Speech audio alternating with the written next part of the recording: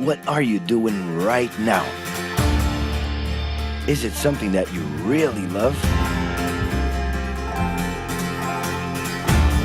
Millions of people at this very second are doing exactly what makes them happy.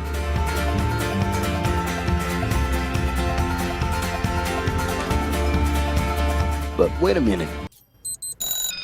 You spend a big part of your life working.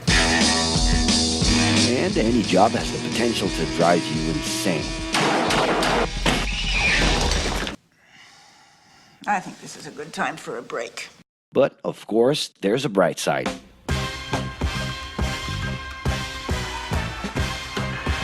And the best thing, time off. As a matter of fact, the way we work influences new trends and behaviors in society. And if some things are new and different to you, and to everyone else, it's good to know that the ones who really captured the idea are those young millennials. Otherwise known as Generation Y, G, we, globalists. Okay. We know you heard about this. They represent a new workforce in the global market and have high aspirations. Half of them already have or plan to open their own businesses. Because of their digital, liquid, and collective mindset, they are affecting the way we produce and work in the future. Sounds complicated? Actually, keeping things simple was the motto that baby boomers worked by in the 60s and 70s. Rules were a lot clearer back then. The workspace was confined to the office.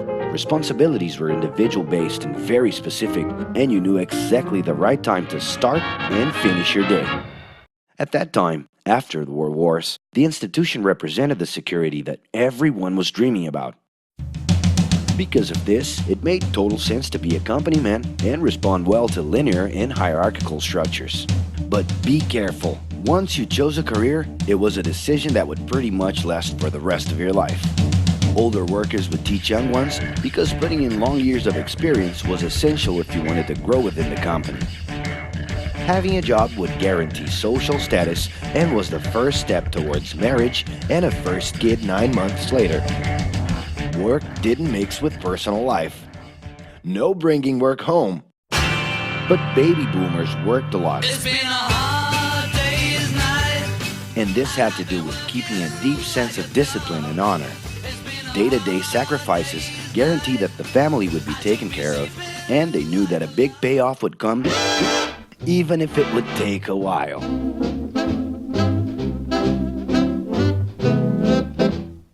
However, Generation X redefined the time relationship between work and reward. Super confident, extroverted, very competitive, and doing everything in their power to achieve quick growth, these guys were always on the lookout for better offers. A profitable idea could easily put them into a leadership position based on meritocracy without taking their experience into account. As they searched for more ways to personally stand out and be professionally independent, they relied on degrees, including MBAs and PhDs, to get ahead of their competitors. Pressure, pushing down on me, pressing down on you. No man has spoken. In this more individualistic style of thinking, a nice wardrobe and a business card could help them close better deals and expand their network. Being in the right place at the right time is what would define the work schedule. Business time was extended into the happy hour. This mix between personal and professional life turned a workaholic into someone who was admirable and even sexy. In the grace of your love. The winner was whoever could get onto the board of directors in the shortest time possible I can do anything if I can just get a chance. and thus immediately live out the pleasures of this achievement. You own the money, you control the witness. I leave you lonely, don't move you into business. But today, the journey's a little different. It really seems more important to have fun on the ride than to make it to the final destination.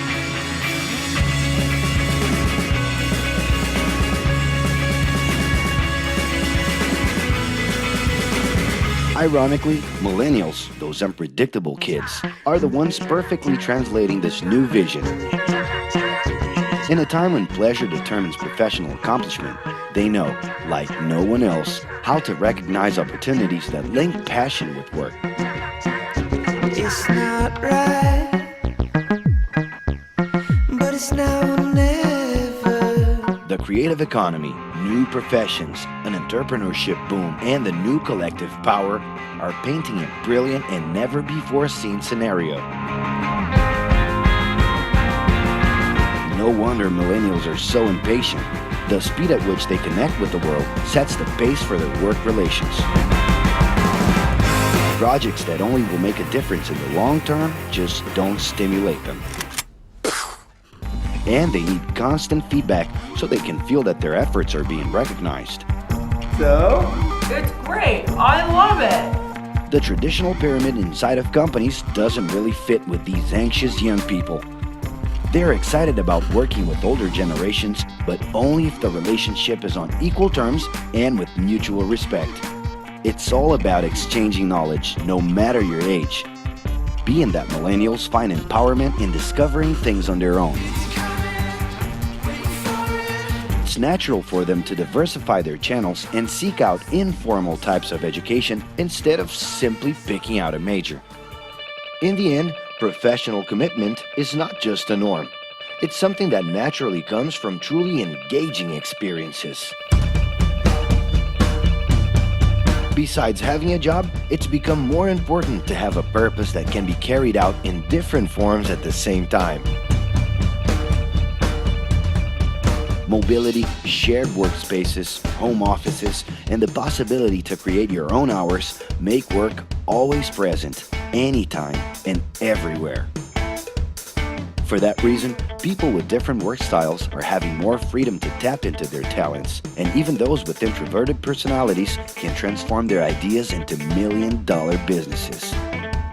Yes, you can stay in your pajamas as long as you maintain an updated and attractive profile across your social network.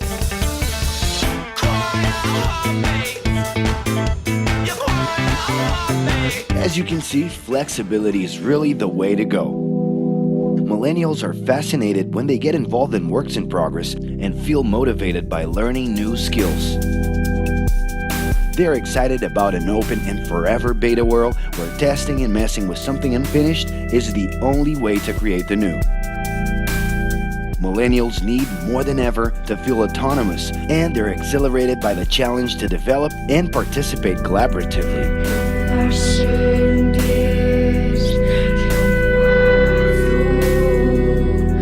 They can change direction quickly and don't let attachments hold them back.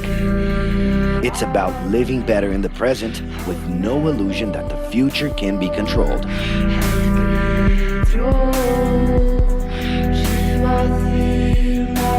That's because of one simple thing. Whoever adapts more easily can evolve along with the changes. And if you feel overwhelmed by everything so far and are looking for the right answer, well, sorry, we're still going to ask you another question. Are you doing what you love right now? No. So start.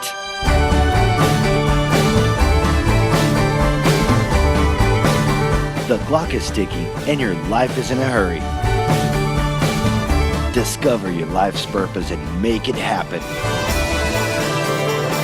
Loving your work will put you in motion.